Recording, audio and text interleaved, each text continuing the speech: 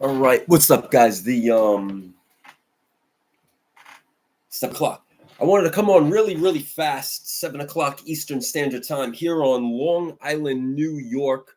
I got to tell you, the more and more as we get closer and closer and closer to Monday, October 14th. This Monday, um, I'm very looking forward to this live interview we're bringing you right here, YouTube and on the network with Mark Spears, the artist. Um, you guys might have. I hope you guys have followed Mark Spears. If you guys have not followed Mark Spears, look that man up. You guys know, and I'm gonna bring it up on the screen right now. His Monsters by with Keen Spot that started as a Kickstarter. Sales are there. Sales are there. So regardless of my opinion, like my opinion is split because what I always say is this, right? Do I like gimmick variants? No. In a case like this, Mark Spears is a phenomenal artist. Now, I keep on saying, and let me bring it up. Let me bring this up. First, I want to bring up sales. First, let me do this first. Let me do this first while I talk about Mark, because I'm looking forward to this interview. I'm looking forward to this interview. I'm going to bring up his Twitter. I like it. So right here, this is Mark Spears' Twitter. Give a follow. This is a great artist, man. He's going to have some signings coming up, Now,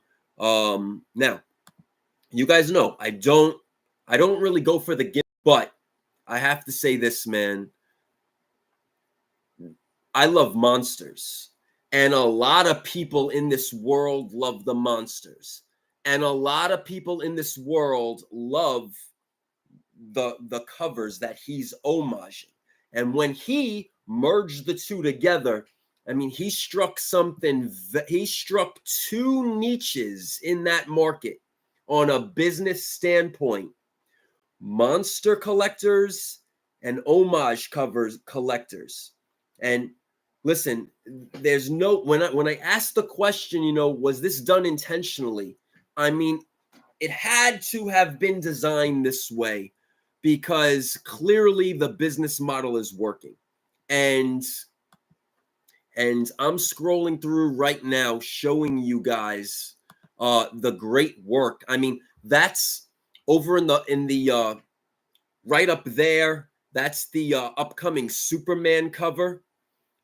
He's done Spawn covers.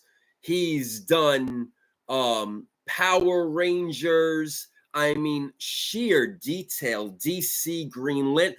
That I always love that zombie, the Pink Ranger on the Power Rangers. These are some Spawn covers. His Doctor Doom, the monsters, DC characters, Spider-Man. Like, it's a very unique style. And it's like, you guys know I love Alex Ross art. I love Alex Ross art. This reminds me of that style, but it also it has that. I gotta ask him, like, if he's using what's he using to make this stuff, make this art. I mean, because you have all different types of hints and effects. I mean, it's a beautiful effect. And I mean, this is a real deal artist. This is not some guy, playing around on a computer and stuff like that. I mean, this is good. This is good. And I'm very excited for Monday. I am very excited for Monday. This is going to be a positive interview. I mean, it's going to be a positive interview, but I want to familiarize you guys with Mark Spears' art, and that's why we're scrolling down his Twitter. I like how he does his Twitter. I mean, come on, man. Look at that Clark Kent. Look at that Clark Kent Superman. See, and And this is though where I'm gonna touch base right now. Okay, this is where I'm gonna say that this niche market for these variants, and look at that spawn, man, for these variants, right? Because why isn't his art on Image and DC explosive? Why? And this leads me back to what I say about the gimmick variants, because there's this niche market that buys it. And I think that that's how, with a combination of his monsters concepts and the niche market on the variants, on the homage covers, he hit two markets. And this is why the sales are the way that they are. And I'm gonna bring up now the eBay. And these are actual black and white sales. I'm gonna ask the questions. We're gonna dig down on Monday respectfully, because it's gonna be nothing but a positive interview. But my thing is this, and look, my thing is this. Look at these monster sales. Now, this is second-hand market.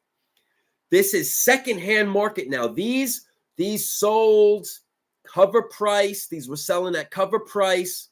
And now this is the second-hand market. eBay sales. Look at these numbers. I mean, and now for a couple of weeks consistent. Here you can see the dates. As of today, October 10th, I mean, these are still consistent numbers. We have seen this one drop a little bit. This the with the female, it did hit 100. It's coming down. But look, the detail on the art and the homages, and we're scrolling down. We're scrolling. Now, there's the number 2. Now, there's a set of 5. So that's averaging $5 per book right there. 5, 10, $4 a book right there. 4, 8, 12, 16, 20 for the number 2. Now, let's just see.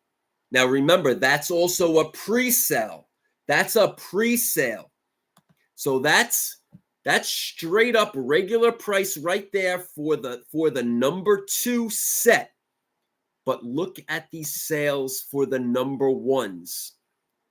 Almost 4-5 times the $45. I mean, these are strong sales. We see this one slipping. The Bridezilla is slipping. It's not a consistent sale. That one is slipping, but it is gorgeous. The homage of the Hulk 340, the homage of the Infinity Gauntlet. I mean, but look at this. A, B, C, D, E complete sets. Look at the sales. Look at the numbers.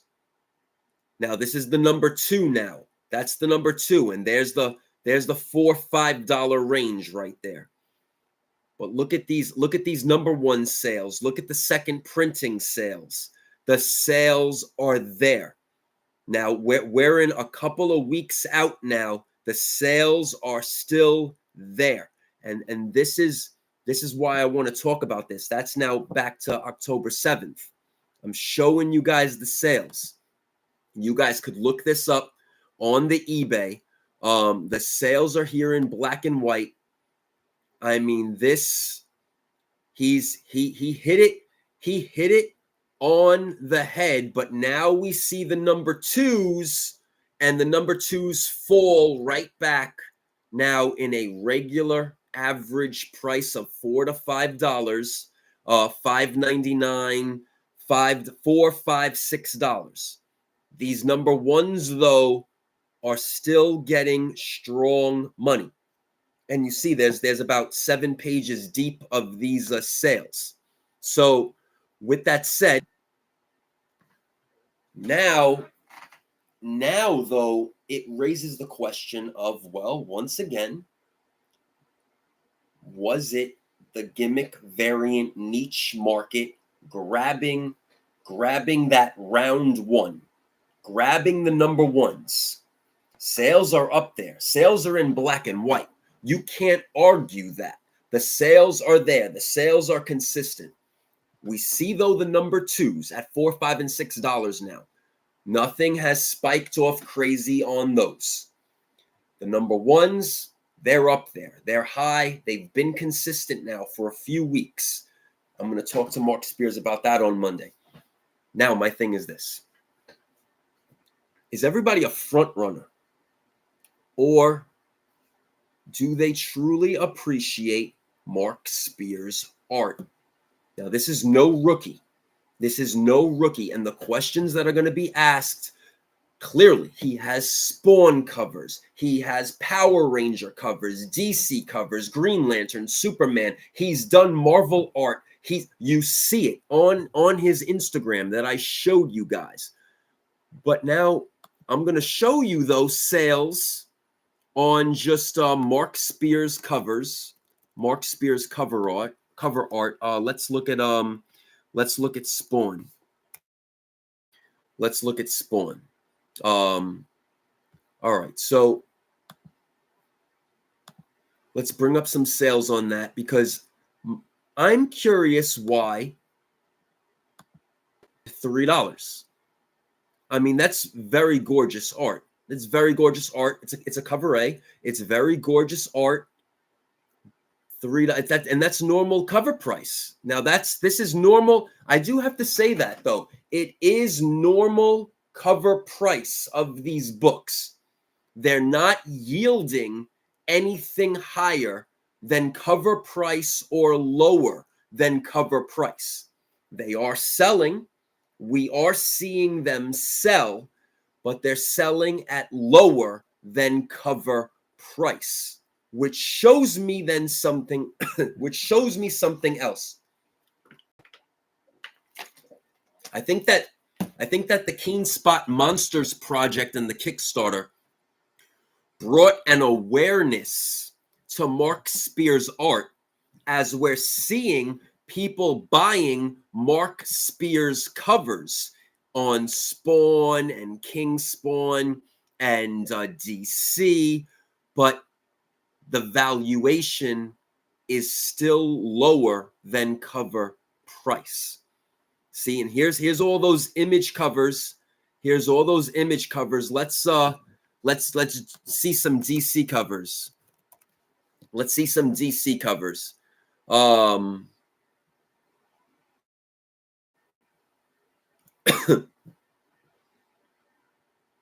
That's a trading card sketch. We're just analyzing by sale. Analyzing by sale. Absolute Power number 3. The 1066. All right, a 1 in 25 at $40. That's not bad. That's not bad for a 1 in 25. Mark Spears art. Okay. There's that Green Lantern. Now, I'm going to say this too. So here's then another. That's a pre-sale now for $8.21. Okay, and still, cover price. Nothing, no crazy sales, but the sales are there. The sales are there. That Lobo's doing good. That Action Comics 1066. So again, you guys see the sales on these. You guys see the sales. They're pretty consistent. His cards are selling. There's consistent sales here. Especially the Monster 1. Especially Monsters 1. So that's what I'm going to say is I'm very excited about this interview. I see that his local news stations are hyping him as well. He's got signings coming up. You guys want to look at his Twitter, look at his website. I know he has CGC signing coming up. I know he's doing some local signings. It's not just comic books too. And I mean, listen, I'm not plugging him. I'm not paid, endorsed, sponsored, receive any special. No, this is just me. As a fan, I appreciate his art as a fan, but then also on a business perspective. And what fascinates me is that those homage covers are the covers, the number ones that took that spike up, and so far consistent. Yes, that some of them have hit over $100, and then it comes a little bit down, but not by that much. Not by that much. So, we're gonna revisit this on Sunday night. I'm gonna revisit it on Sunday night to see the sales. I am very, very. I like seeing the pre-sales, the Mark Spears pre-sales. I like seeing the Mark Spears covers selling from the past. I like the price on the Lobo 1 in 25 for a 1 in 25. That's a good consistent price it's getting. So my eyes are on this on a market standpoint, but also too, to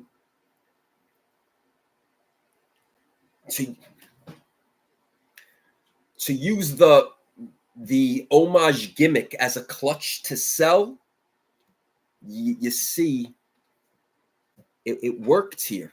It worked here, and again, you have monsters and you have a niche. There's a strong niche in this world that are monster collectors, monster art, monster collectors, universal monster. That's a niche all to itself.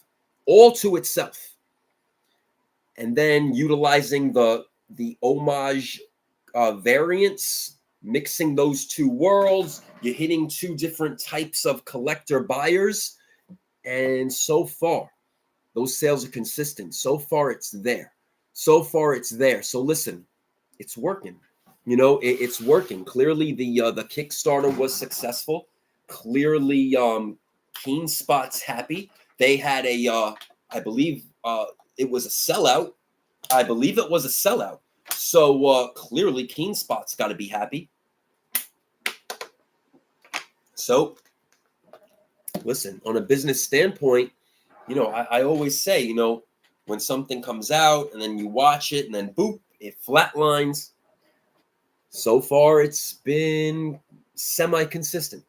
So this is a very good thing. Listen, guys, Monday's interview, man, it's not going to be anything wild and crazy, and it's going to be really positive, really fun, really informative. But I'm going to ask certain questions.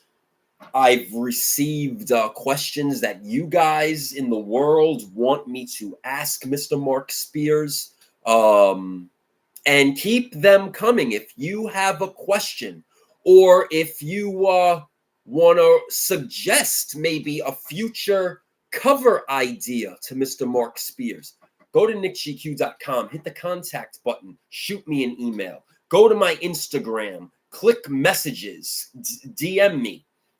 Keep those questions coming.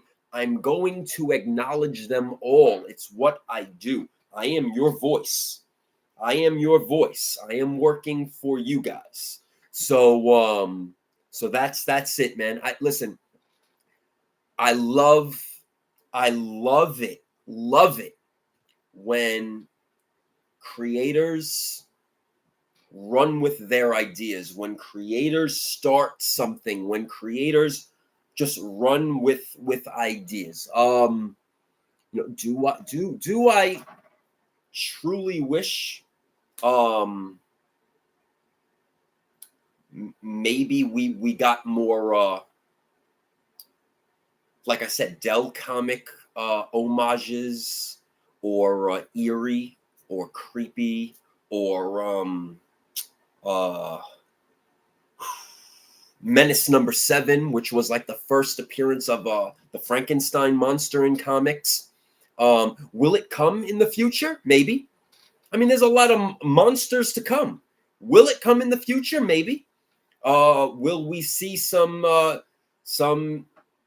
future exclusives? I hope so. I hope so. I'm gonna ask Mr. Spears these questions. I'm gonna ask, and I think it's great. Maybe you guys don't know this too, but he's done Alabama football artwork. He's done sports artwork. It's on his website. I banged my finger today. Sorry. So very cool. Very cool. Now chapter 2. On the eBay. I loaded up more comic book lots for auction. I think we're in the final hours for the big Iron Man comic book lot auction to end. It's going to end tomorrow. I think maybe in like 19 hours or 18 hours. I loaded up more Marvel Metal cards. So there's Marvel Metal cards, WWE wrestling cards, 1990 Series 1 graded Marvel cards. I put some CGC graded 1989 DC original Mayfair RPG cards. There are Raw DC 1989 Mayfair RPG cards. Other Marvel cards, medals, foils. What else? I'm just trying to run down that list. I put up more key issues and first appearances. What else? And let's talk about New York Comic Con. October 17th. So October 17th, 18th, 19th, and 20th. And I wanted to talk about this. I did not memorize, but I can go to my email right now and let you guys know about something. I hope I could find the email now really fast.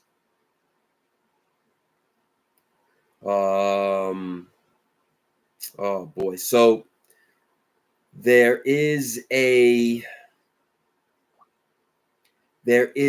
Wednesday in the industry. So Wednesday, October 16th in the industry, it's called Retailer Day. So they do something special at the Javits Center on a Wednesday for all the retailers. And they will be giving out the Department of Truth number 25. New York Comic Con retailer exclusive by Rosemary Valero O'Connell. Spawn number 357, retailer exclusive, Todd McFarlane. Everybody does get the 15% discount coupons from the New York Comic Con store. Then they have like a schedule. I know Todd McFarlane's going to be speaking.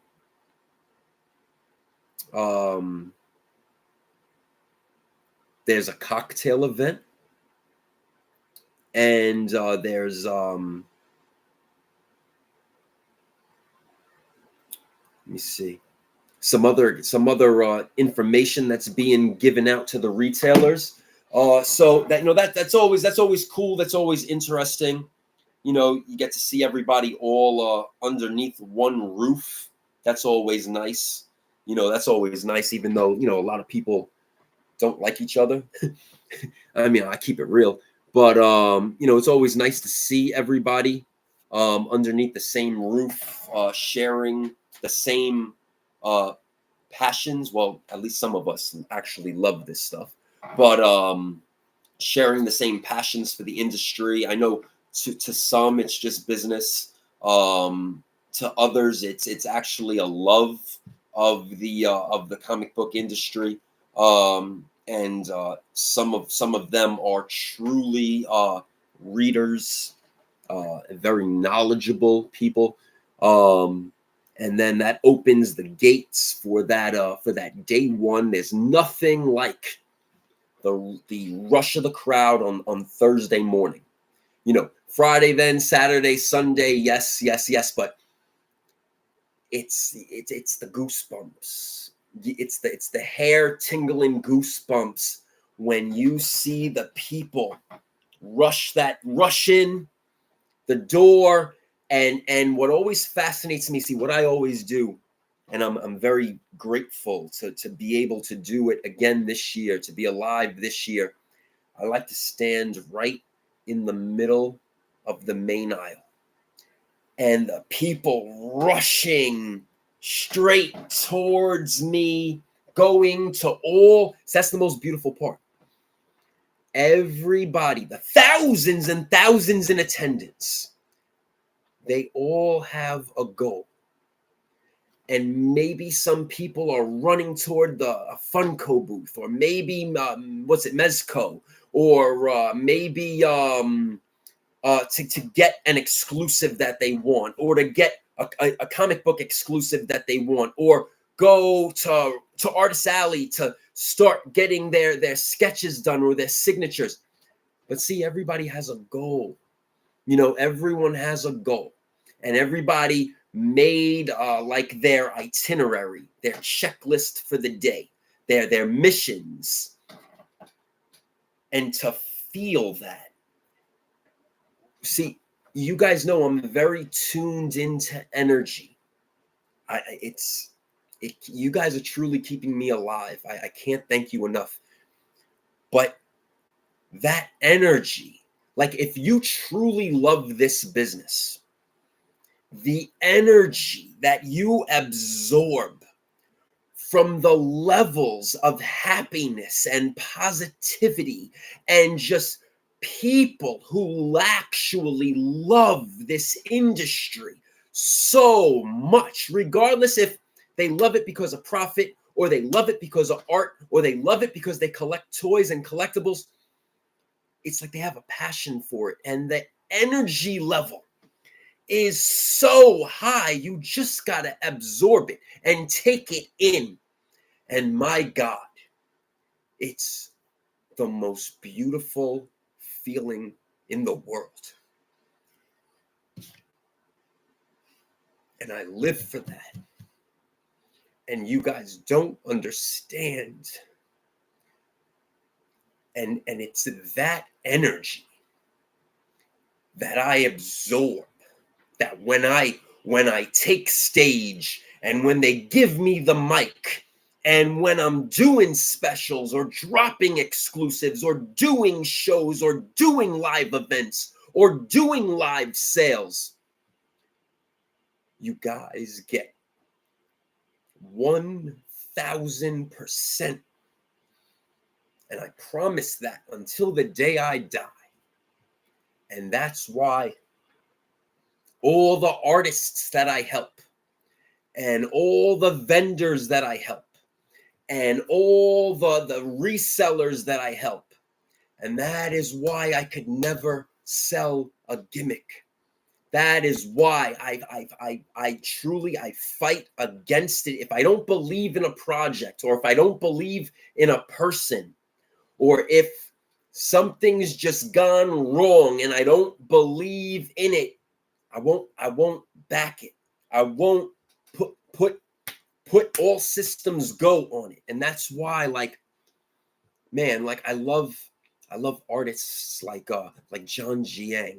You guys always seen me pushing live shows, live, like John Jiang. I love his art. I love it. It's unique. It's unique. When you see something, you're like, John Jiang. Just like Scotty Young. When you see something, Scotty Young. One day, I'm praying. I'm gonna have a conversation with Jim Lee. I'm gonna have a conversation with Jim Lee at New York Comic Con. listen, man, I've kept saying this for a few years now. There is a young man. His name is Andy Dusko. Andy Dusko Art on Instagram. He's got it. Yes, it might be a style somewhat of like a Scotty Young, but I keep saying he would be so beneficial at either DC Comics or Image Comics, because we see how Scotty Young is doing his thing like a lot with Marvel. But my God, he's got it. He's got it. There's a few people, a few artists that have it. Andy Dusko has it. I'll go to bat for him. I've never met him a day in my life. All I know about him is Instagram. I would go to bat for that young man. And I'm gonna talk to Jim Lee when I see Todd McFarlane. I'm gonna talk to Todd McFarlane. I'm gonna share his Instagrams, and I hope that Andy gets a call because he has it. He has it. Bjorn Berendis. My God, he has a Transformers cover coming out. I just love that. Bill, I think Bill is dropping a Transformers 1. You guys know the Wolverine Nabisco variant. I always fuck his name up. I don't want to mispronounce it, but Bill S, man, legend. He has a Transformers cover coming out. I'm just trying to think. I gotta say, even though I think that the cover A for the Absolute Superman, in my opinion, is the best cover. And let me see something. I can't remember everything. Where is it? Rafa Sandoval. I think that's the best Absolute Superman cover, and it's cover A. But man, Rafa Sandoval, that's fucking fire. That's tough. Rafa Sandoval, man. But I gotta say, Tyler Kirkham did a connecting cover for Absolute Batman and Absolute Superman. They do connect, but Rafa Sandoval came with the heat on that Absolute Superman #1 cover A. Oh my God, it's beautiful. What else? Trying to think. I'm looking back at my notes and stuff because I wanted to touch base on a few things tonight. Artists. Can somebody give me a Masters of the Universe homage cover? We got a Masters of the Universe movie coming. Can somebody give me a He-Man? You guys will make a lot of money on this. A He-Man Masters of the Universe homage cover to the Phantom #1, Gold's Key Comics. So look, clearly that's already Skeletor, right? You guys don't got to do anything crazy. Make that Battle Cat, make that He-Man, and make that Orko. And you guys will have a gold mine, beautiful, artistic variant. And please put it on a real He-Man comic book. Nothing more, nothing less. Unless it's a He-Man comic book, please don't run that variant on anything else. But I think that would be phenomenal. That would be a phenomenal homage to Phantom #1 Gold's Key Comics. Because look, let's face it, you don't have to do anything to Skeletor. The skull's already there. Put He-Man riding Battle Cat with Orko. Just like that. And I would there's a lot of great artists out there. One of you, please make this happen, please, because it'll be a home run out the park if it's done right. I always wanted to see that done. I'm not into the whole variant thing, but I always wanted to see that done, and I wanted to put it out there. And there was one other thing that I made a note about.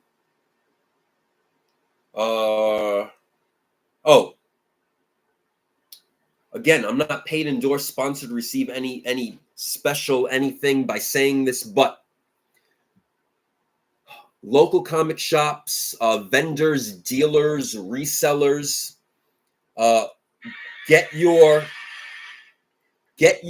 comic books, especially the higher end comic books, in these clear collectors, crystal clear backing boards. The reason why I show this company, it's literally the cheapest price on the market with shipping. So save yourselves money. This is the best price on the market. They're called Clear Collectors, clearcollectors.com. And it's literally the best price on the market. Shipping's very fast. And it cuts down on handling these books. You show the front, you show the back. It's a crystal clear backing board. Cuts down on handling books. A potential buyer, collector can see the outside, the spine, the back of the book without handling it.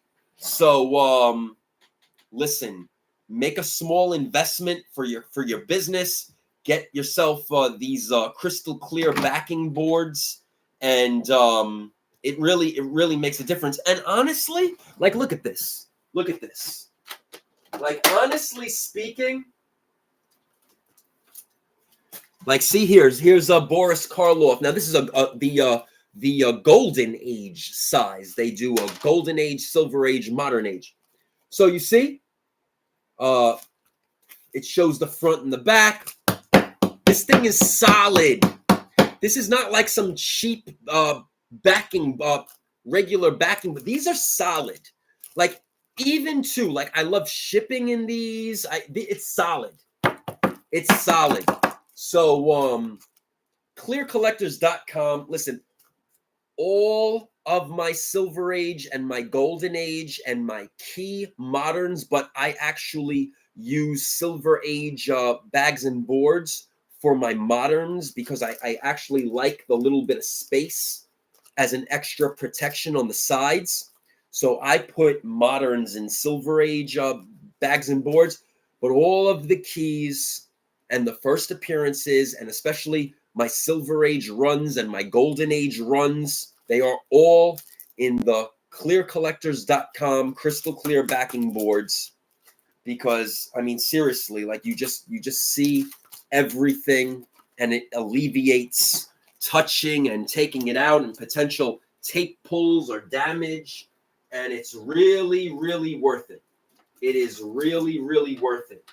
And not for nothing too, it looks beautiful in a short box. Let me show you. Oh God. Let me show you. It looks beautiful. Look at that. Can you see that? Can you guys see the difference? Look at how beautiful that looks. That's all clearcollectors.com backing boards. Look at that. Look at how beautiful, how clean that looks. You see that? So with that said, I know it's I'm not saying to do all your books like that, but also, what I've done is too, I'll put the key issues. Like, if you look at like some short boxes or long boxes, or when you guys know, when you're at my booths, when you go to look at the short boxes and the long boxes, there'll be the runs, right? There'll be runs, and I can't put everything on the walls.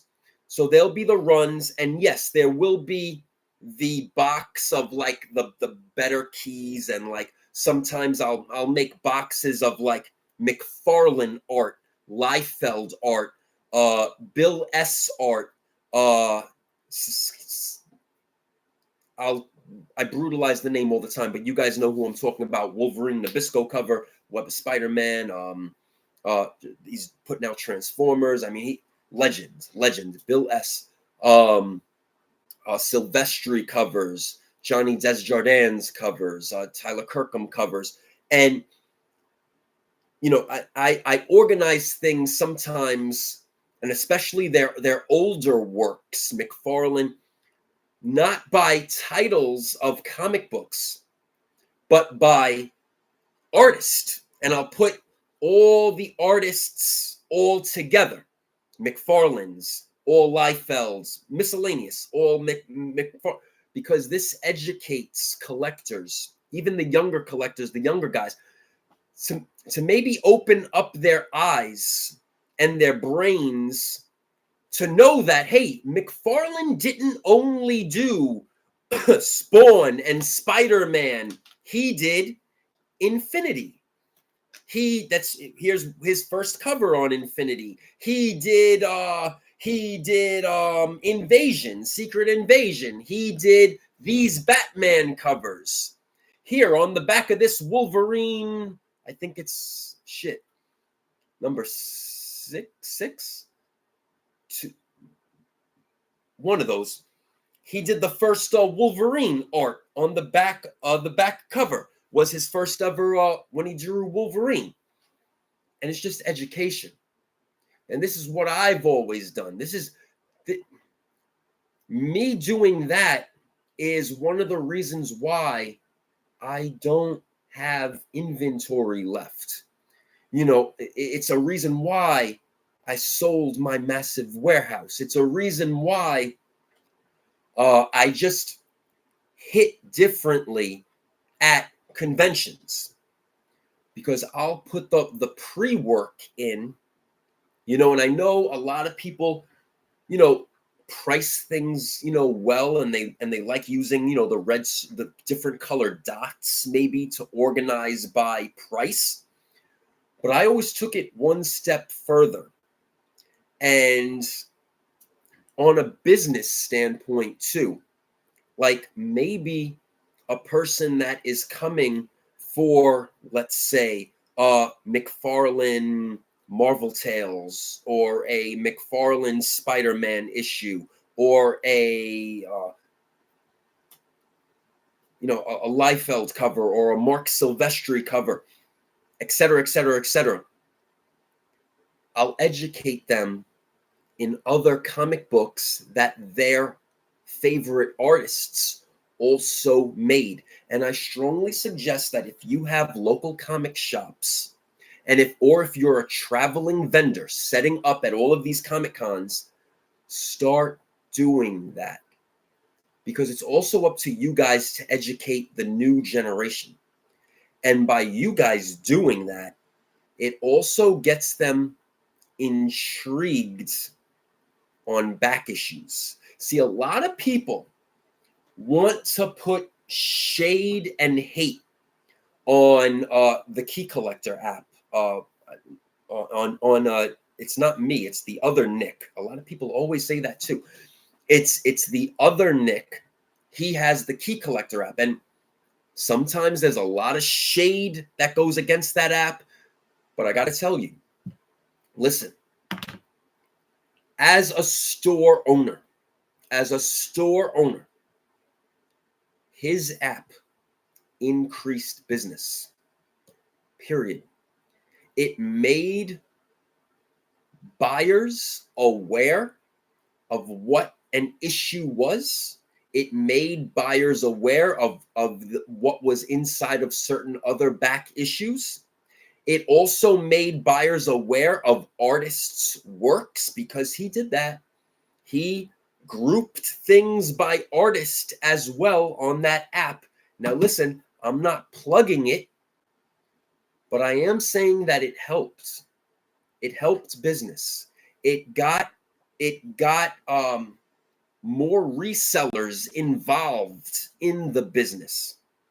And by doing that, they came and come to local shops, digging through the crates, digging through the I keep on saying the crates, but that's my term, but digging through the long boxes and the short boxes and getting these issues. And this is what we see now in this day and age. All these kids and these people, this is how they look through long boxes now. They have their key collector app and they dig through and they pull the issues.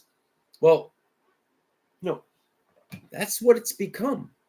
That's what it's become. And as a shop owner, as a global retailer, as a global seller, there was a massive spike, and still to this day, people come in through the doors.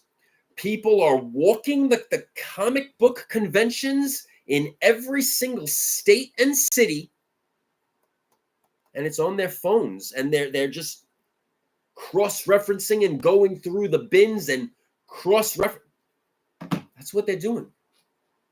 So I mean, they could make shade all they want on apps like this and maybe other apps, but at the end of the day, all it is a tool. And that tool really, really, really helps local comic shop sales. And I'll always say thank you. I'll give a thank you where thank you is due, because I remember when there were tough times and that app truly brought in people and it raised awareness. And then we got the spike in the pandemic, and that's when all fucking sales went loose. And now we're pretty much in a weird place right now. But like I said, it is what it is. But that's one of the sales tactical setups that I do is not only just by putting the comic books in numerical order, and that's another thing too. Vendors, resellers, please put your books in order. Put dividers. Even if you can't afford, and I'm not throwing shade, even if you can't afford to buy those actual comic dividers, dude, use up a cardboard or a cut a paper and just have it. Just do this. Just do that. And put the name on the thing and just divide your comic books. It's so much easier for shoppers. It's so much easier for collectors and shoppers and buyers to get through the boxes quicker and to find what they want instead of going through a bunch of miscellaneous. Organization is key. Organization is key to success, period. It's key to success for the buyers, for the collectors, and also yourself. Because let's say something in the market or something is coming and it's speculation, you know where it is immediately. You go to the box, you get it, you go to the section, you pull it. Organize your comics, vendors. Organize your comics. It just makes that much of a difference in sales at live shows and for sales in your respected stores. So with that said, I'll end the show like I always do. Say it with me. A collectible is only worth the price someone in the world is willing to pay for it. Remember that.